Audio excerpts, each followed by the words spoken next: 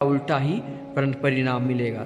स्वार्थ से परे, लोभ से परे और मोह से परे जो भगवान को पुकारेगा, भगवान उनको दर्शन देंगे। हम लोग मंदिर जाते हो तो क्या मांगते हो कि हमको धन दो, दौलत दो, रूप दो, जस दो, इस संसार का भौतिक सुख दो, लेकिन ये सब मिथ्या है दोस्तों। ये सब नहीं मांगकर सिर्फ इतना ही मांगो कि हे प्रभु, मुझे आपके शरण में जाना है, आपके चरणों में मेरी स्थान हो और मेरी आत्मा आप में विलीन हो जाए।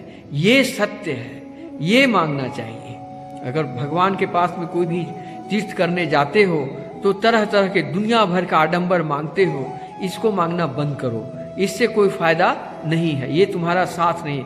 ये दुनिया, ये जगत, ये संसार, ये धन, ये दौलत सब कब तक है? जब तक तुम्हारी आत्मा तुम्हारे साथ है। जिस दिन आत्मा तुम्हारे शरीर को छोड़कर जाएगी, उस दिन सारा का सारा धरा का धरा यहीं रह जाएगा।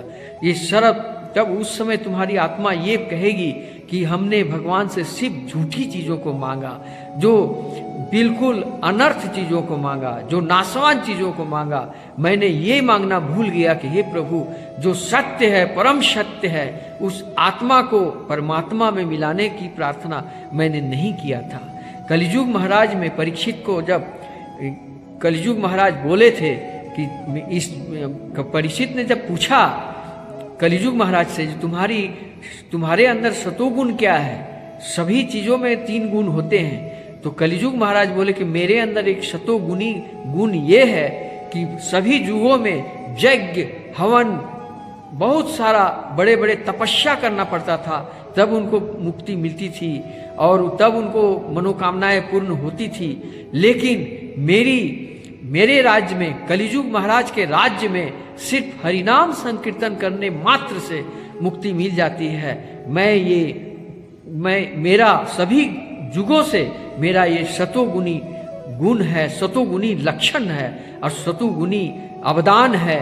और मैं सभी पृथ्वी में जितने भी जीव जंतु हों, सबको मैं तुरंत न्याय कर देने वाला एक दंडाधिकारी हूँ। जो जैसा कर्म करता है उसका फल मिलने में जरा से देरी नहीं होती है। एक हाथ में कर्म करो, दूसरे हाथ में फल मिलता है और इसी जन्म में हम उसको सुख भोग दे देते हैं। इसलिए दोस्तों, कलयुग महाराज का ये गुण सर्वोपरि है, सभी युगों से बेस्ट है। मैं इस बात को मानता हूँ। आपको बहुत बड़ा यज्ञ करने की जरूरत नहीं है, बहुत सारा तीर्थ करने की जरूरत नहीं है। सिर्फ आप हरिनाम संकीर्तन करें और वो सच्चे हृदय से करें और बिना लोभ, क्रोध, मोह से पढ़ें। मोह का मतलब क्या होता है दोस्तों? आज मैं बता रहा हूं। मोह का मतलब जिसको आप चाहते हो दिलो जान से, जिसके लिए मरने मिटने को तैयार हो, जिसके लिए तुम भोजन, वस्त्र सब कुछ त्याग कर सकते हो, जिसके लिए तुम जान दे सकते हो, ऐसे भी प्रेम करने वाले प्रेमी एक पल में बदल जाता है। और सबसे ज्यादा कष्ट उसी से मिलता है जिसको तुमने चाहा था, जिसको तुमने प्यार किया था, जिस बेटे को तुमने गले से लगा करके मनुष्य किया था, उसको पढ़ाई लिखाई में सारा खर्चा देकर ऑफिसर बनाया। ऑफिसर बनने के बाद में जब उसकी शादी हो गई, तब उसके बाद वो अपना जॉब में चला गया, अपनी वाइफ के साथ रहने लगा और माँ बाप को इस तरह भूल गया जिस तरह दूध में पड़ी मक्खी को निकाल कर लोग फेंक देते हैं। ऐसे माँ बाप को वृंदावन में वृद्धाश्रम में मैंने देखा। ये कितनी दुख की बात है। पूरे भारत में ऐसे बहुत सारे दृष्टांत हैं जिसको गले से लगा करके माता अपने बेटे को, बेटी को इतना लालन पालन करके पढ़ाई लिखाई, मनुष्य बनाई, बड़ा से बड़ा ऑफिसर बनाई। जब वो डीएम बनी, डिस्ट्रिक्ट मजिस्ट्रेट बनी, कोई बड़ी से बड़ी आला अधिकारी बने, उसके बाद माँ बाप को ही सबसे पहले भूल गए। और माँ बाप का भोजन बनाकर खिलाने की शक्ति नहीं, माँ बाप को सेवा करने की शक्ति नहीं। उनके लिए एक मोटा रकम डोनेट करके मथुरा वृंदावन के वृद्धाश्रम में फेंक देते हैं लोग। जब वहाँ के हम जब गुरु जी से मिले, अनुरुद्धाचार्य जी से मिले, तो उन्होंने बताया कि एक वृद्धा ऑफिसर की जो माँ है, उनकी माँ का देहांत हुआ। तो मैंने उनको तुरंत फ़ोन किया, उनको मैसेज दिया, उनको व्हाट्सएप में भी खबर दिया, लेकिन वहाँ से रिप्लाई आया कि उनका अंतिम संस्कार आप ही कर लो, वो हमारी कोई नहीं है, अब वो परमधाम वृंदावन की निवासी हो गई है, अब हमको उनसे कोई लेना देना नहीं है। इतना कहकर उन्होंने फोन काट दिया। इस तरह से वो अनिरुद्धाचार्य जो हैं गुरुजी, उनके आश्रम में उनका अंतिम संस्कार हुआ और उनका जो भोजन बना श्राद्ध का, वो श्राद्ध वहाँ के जो वृद्धे लोग थे, भिखारी लोग थे, उन लोगों ने खाया। इस तरह वो बिना माँ होते, अनिरुद्धाचार्य का तो वो माँ नहीं थी, लेकिन वो अपने माँ के जैसा उनका श्राद्ध किए। तो आप वैसा औलादों को इस दुनिया में क्या फ़ायदा है। इसलिए दोस्तों, मेरा आपसे ये निवेदन है कि आप इतना न प्रेम किसी से मत करो कि एक दिन वो भूल जाए तो तुमको कष्ट होगा। इसके कष्ट के सिवा कुछ मिलने वाला नहीं है दोस्तों। आज के ज़माने में जिसको चाहा था मैंने दिलो जान से, मुझको धोखा वही बेवफा दे गया। ये न पूछो कि वो क्या दे गया। एक ऐसी धोखा है दोस्तों कि जो तुम किसी से बता भी नहीं सकते हो, न किसी को समझा सकते हो, न कोई समझ सकता है, न कोई जान सकता है। मरते समय तुम्हारी आत्मा में यही ग्लानि लेकर तुम मरोगे। इसलिए दोस्तों, इन आसक्ति, इस मोह में मत पड़ो। श्री कृष्ण का गीता में लिखा हुआ है, मोह का त्याग करो, माया का त्याग करो, लोभ का त्याग करो, सबसे पहले क्रोध को त्याग करो। अगर तुमको जिंदगी में कुछ करना है तो क्रोध को त्याग करो। कैसे करोगे? एक दृष्टांत है, पानी में तुम अपना शक्ल को देखो। अगर पानी शांत है, सरोवर का पानी बिल्कुल शांत है, तो तुम्हारा चेहरा साफ दिखाई देगा। लेकिन उसी पानी में तुम एक ढेला मार दो तो पानी का हलकार मारेगा, जैसे हलकारेगा हलचल हो जाएगा पानी में, वैसे ही तुम्हारा चेहरा भी हलचल के साथ साथ बिखर जाएगा। ठीक इसी प्रकार तुम परमात्मा को चाहते हो तो परमात्मा का दर्शन चाहते हो तो तुमको मन को शांत करना होगा। ठीक उसी पानी की तरह, जिस तरह तुम अपना मुंह देखने के लिए शांत पानी में, जिसमें कोई हलचल नहीं था, उसमें तुम अपना चेहरा देखा था, ठीक उसी तरह अपने मन को आंख बंद करके शांत करो तो तुम्हारा इष्ट देव दिखाई देंगे और तुम्हारी परम गति को प्राप्त मिलेंगे। उस देवता का नाम लिया करो जो जिस पर तुम्हारा विश्वास हो, चाहे वो हनुमान जी हो, चाहे वो श्री राम जी हो, चाहे वो श्री कृष्ण जी हो, या श्री राधा जी हो, या भोलेनाथ हो, या विष्णु भगवान नारायण हो, कोई भी देवता हो जिनको आपको अच्छा लगे। सभी का एक ही उद्देश्य है, वो है जिस तरह श्री कृष्ण बोलते हैं अर्जुन से कि मैं देवों के देव महादेव मैं ही हूँ, गाय में कामधेनु गाय मैं ही हूँ, वृक्षों में पीपल मैं ही हूँ, पक्षी में गरुड़ मैं ही हूँ। मैं तमाम संसार के, पूरे संसार में जितने भी जीव जंतु हैं सब में मैं ही मैं हूँ। इसलिए तमोगुण में, सतोगुण में, रजोगुण में, सब में मैं ही मैं हूँ। और जिस समय महाभारत का युद्ध हुआ था, उस युद्ध में बाण चलाने वाला मैं ही था और बाण खाकर मरने वाला भी मैं ही था। इसलिए दोस्तों, ये बहुत बड़ी बात है। आज के ज़माने में लोग भ्रम में जी रहे हो, इस भ्रम में मत जाओ। ये तुम्हारा कोई नहीं है, पृथ्वी में किसी का कोई नहीं होता। अगर कोई तुम्हारे साथ दे रहा है, तुमसे बात कर रहा है, प्रेम कर रहा है, तो निश्चित वहाँ पर कोई स्वार्थ अवश्य ही होगा। बिना स्वार्थ से जो प्यार करता है वो है एक ही, वो है माँ। माँ अपने संतान से किसी प्रकार की कोई स्वार्थ से प्यार नहीं करती। माँ से बढ़कर संसार में कोई नहीं है। माँ दुर्गा जी जगत की माता के समान हमारी माताएं हैं। उन माताओं को कभी भी ठुकराना मत। और माता और पिता का चरणों से ही शुरू होता है तीर्थ का पहला धाम। इस बात को याद रखना दोस्तों। माँ बाप को अगर तुम रुला करके तुम तीर्थ करोगे, तुम्हें कुछ भी दर्शन नहीं होने वाला है। सारा जगत भटकते मर जाओगे, तुमको कहीं सुनवाई नहीं होगी। भगवान श्री कृष्ण कहते हैं कि सबसे पहला गुरु तुम्हारी माँ होती है। माँ बाप के चरणों से आदेश लेकर ही तुम मेरे समक्ष आ सकते हो और मेरी भगवत ज्ञान का आनंद तुम पा सकते हो। लेकिन अगर तुम्हारी जिंदगी में माँ बाप का हत्या, उनकी सम्मान का हत्या, उनकी भावनाओं को हत्या करके तुम अगर निकले हो तो तुम्हारी ये पाप की मुक्ति हजारों कुंभ स्नान करने के बाद भी तुमको मिटने वाली नहीं है। हजारों यज्ञ करने से, हजारों वर्ष तपस्या करने से भी तुम्हारी ये पाप मिटने वाली नहीं है दोस्तों। इसलिए सबसे पहली सीढ़ी, पहला तीर्थ, पहला पुण्य काम, अपने माँ बाप को कदर करो। ये चीज़ का ज्ञान तुमको मिलेगा कहाँ? वृंदावन में, वृद्धाश्रम में जब जाओगे तो उन माता पिता के रोते हुए आंसुओं को देखने के बाद मुझे एहसास हुआ कि काश इस बात का पता हमको पहले होता तो मैं इतना मोह में आज तक नहीं भटकता। मुझे ज्ञान हो गया है दोस्तों कि इस मोह में कुछ भी नहीं है, संसार में कुछ नहीं, कोई किसी का नहीं। व्यर्थ में तुम लगे हुए हो उसको पढ़ाने में, उसको लिखाने। ठीक है, अपना कर्तव्य तुम करते जाओ, लेकिन उस पर कोई उम्मीद मत रखना, वो तुमको लात मारेगा। इस बात का एहसास रखना कि कभी भी तुमको वो लात मार देगा।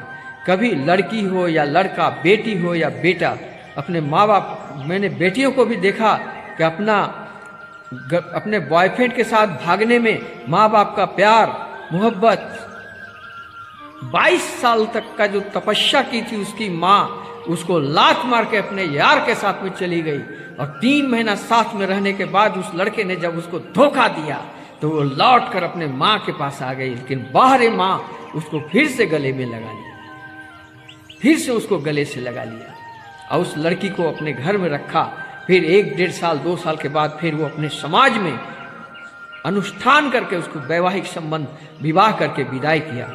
ऐसी माँ को कोटि कोटि प्रणाम, कोटि कोटि सलाम, कोटि कोटि नमन। ऐसी होती है माँ। आज की जो माँ है और पिता है, इसका स्थान देवताओं के पास, देवताओं से भी बढ़ के है। देवता देखते हैं कि ये संतान जो पूजा करने मेरे मंदिर में आया है, ये पहला कर्तव्य किया है या नहीं। तो वो पहला कर्तव्य क्या है? अपने माँ बाप का सम्मान किया है कि नहीं, माँ बाप को इज्जत करता है कि नहीं, श्रवण कुमार की तरह वो है कि नहीं। अगर है तब तो वो मेरे मंदिर में आकर पूजा करेगा और वो मुझे स्वीकार होगा, अन्यथा मेरा इसकी पूजा स्वीकार नहीं होगा। आपने देखा होगा कि बहुत लोग धर्म काम करते हैं पर सुखी नहीं होते हैं। बहुत पूजा पाठ करते हैं मगर कोई सुख नहीं मिलता है। अब बहुत पूजा पाठ करते हुए, तपस्या करते हुए देखे होंगे, लाख तीर्थ करते हुए देखते हैं, मंत्र जाप करते हुए देखते हैं, दिन रात माला 108 माला जाप कर रहे हैं, फिर भी उनको शांति नहीं मिल रही। क्यों? वहीं उसकी जो कड़ी थी वहीं कट गई है। कटी हुई कड़ी से वो पूजा पाठ करता था, जिसके चलते उसका परमात्मा में निवास नहीं मिला और सैकड़ों जन्म का पाप उसको मुक्त नहीं हो सका। और सबसे बड़ा पाप यही होता है दोस्तों। पाप से डरो, पुण्य कमाओ। संसार में आए हो जिसने पहले तुमको जन्म दिया, जिसने तुमको पाला है, खून पसीना सींच कर, जिसने तुम एक कोई बर्तन, कोई चीज़ 5 किलो का अपने हाथ में 10 मिनट नहीं रख पाते हो, फट से नीचे रख देते हो। 1 घंटा नहीं रख पाते हो, फट से नीचे रख देते हो। लेकिन वो माता जो धन्य थी कि तुमको 9 महीना तक अपने पेट में ढोई, उस माँ को लात मार के तुम जो निकल रहे हो, जो जा रहे हो, तुमको क्या पुण्य मिलेगा या ये होगा? ना तुम कुंभ स्नान करके भी तुमको मुक्ति मिलेगी, तीर्थ करके मुक्ति मिलेगी, कभी नहीं। इसलिए दोस्तों, भगवान श्री कृष्ण की वानियाँ अमृत वानियाँ हैं, उनको पकड़ो और उनको समझो। अगर तुम्हारी माता पिता जीवित हैं तो अभी तत्क्षण उनका सेवा प्रारंभ करो, उनका मान सम्मान करो। अगर गुजर गए तो गया में जाकर पिंडदान करो और ब्राह्मण को और गरीबों को उनके नाम पर भोजन दान करो, उनके नाम पर गाय दान करो, उनके नाम पर यथाशक्ति दान करो, तो कुछ पाप तुम्हारा कट जाएगा। और भी उनके फोटो, उनका उसके जो मरे हुए पिताजी माता का जब फोटो है उसको भी तुम प्रणाम करके, उनको भी सेवा करके, उनको भी आराधना करके तुम अपने पापों से मुक्ति पा सकते हो। इसलिए दोस्तों, अगर आप कर्म के अनुसार 4 कर्म करते हो, पहला दया, दया का मतलब होता है जीवों की दया, जीवों को हत्या करके भक्षण करना, इसको बंद करो। दूसरा है सत्य, सत्य वचन बोलो, सात्विक सोच रखो, सतोगुण में रहो। तीसरा है भक्ति, भगवान के प्रति भक्ति करो। पहले तो अपने माता पिता का भक्ति करो, फिर तुमको भगवान का भक्ति प्राप्त होगी और भगवत गीता का ज्ञान होगा। दूसरा, तीसरा हो गया, चौथा हो गया शुद्धि। मन की शुद्धि करो, मन के हृदय में राम का निवास करो। अगर तुम्हारे मन में दानव है तो उसको तुरंत निकाल कर फेंको, लेकिन तुम्हारे अंदर दानव है तो तुमको बगैर मांस खाए, मछली खाए तुम्हारा मन भरेगा ही नहीं। इसलिए अगर तुम्हारे मन में राम का निवास जिस दिन हो जाएगा, उस दिन से तुम्हारा नॉन वेज खाने तो दूर की बात, लहसुन प्याज तक तुमको खाने में घिन लगेगी। इसलिए दोस्तों, जिस प्रकार हनुमान जी आजीवन ब्रह्मचारी हैं और राम जी का महाभक्त हैं, उनका शरण में जाओ। उनका जो मंत्र है, श्री गुरु चरण सरोज रज निज मन मकुर सुधार, वर्णव रघुबर विमल जश जो ध्यायक फलचार, बुद्धिहीन तनु जानिके सुमिरौ पवन कुमार, बल बुद्धि विद्या देहु मही हरहु कलेश विकार। मात्र इतना पाठ करने से भी तुम्हारा भवसागर पार हो जाएगा। ये भगवत गीता का सारांश है, ये एक प्रकार का महामंत्र है। इसको साधारण चीज मत समझना दोस्तों। ये माता पिता का आशीर्वाद लेकर, माता पिता का भावनात्मक श्रद्धा करके, उनसे माफ़ी मांग कर और अपने इस मंत्र का जाप करके तुम कदम निकालो, तुम्हारा हर एक काम पूर्ण होगा और तुम्हारे विश्व विजयी तुम्हारी आत्मा परमात्मा में जा सकेगी, अन्यथा तुम्हें कभी भी मुक्ति नहीं मिलेगी।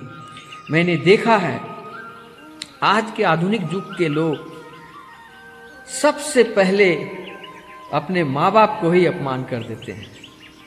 जब वो पढ़ लिख कर सक्षम होता है, समृद्धशाली होता है, तो उस समय माँ बाप का ही निंदा शुरू कर देता है कि मेरे माता पिता बुद्धू हैं, तो इनको कुछ आता ही नहीं है, ये हमारे लिए क्या किए। अरे ये जो किए हैं ना, वो दुनिया करता है, क्या करता है समझ ही नहीं पाते हैं। लेकिन जब वही माता पिता जब बनते हैं, वही लोग न्यू जनरेशन वाले जब माता पिता बनते हैं, तो उनके बच्चे भी सेम टू सेम यही कर्म करते हैं। इसीलिए कहा गया है, श्री गरुड़ पुराण में स्पष्ट लिखा है कि तुम जो बोते हो वही फल तुमको मिलता है। इसलिए दोस्तों, तुम जो भी कर्म करते हो इसको गौर करो कि तुम अधर्म के रास्ते पर हो या धर्म के रास्ते पर हो। अगर तुम धर्म के रास्ते पर हो तो तुमको जीत होगी, अगर अधर्म के रास्ते पर हो तो तुम्हारी हार होगी। तुम्हारे हृदय में अर्जुन है या दुर्योधन है। अगर दुर्योधन है तो उसको तत्काल निकाल कर बाहर फेंक दो, अगर अर्जुन है तो उसको तुम अपने दिल से गले से लगाकर और समृद्धशाली बनकर और मन तन धन ध्यान लगाकर आंख बंद कर अपने हृदय में श्री राम का निवास के लिए प्रार्थना करो और आंख बंद करके एकांत में जाओ। अब मन को शांत करके भगवान का दर्शन करो। इतना ही कहकर आज की कथा मैं यही समाप्त करता हूँ दोस्तों। हरे कृष्ण कृष्ण कृष्ण हरे हरे, हरे राम राम राम हरे हरे।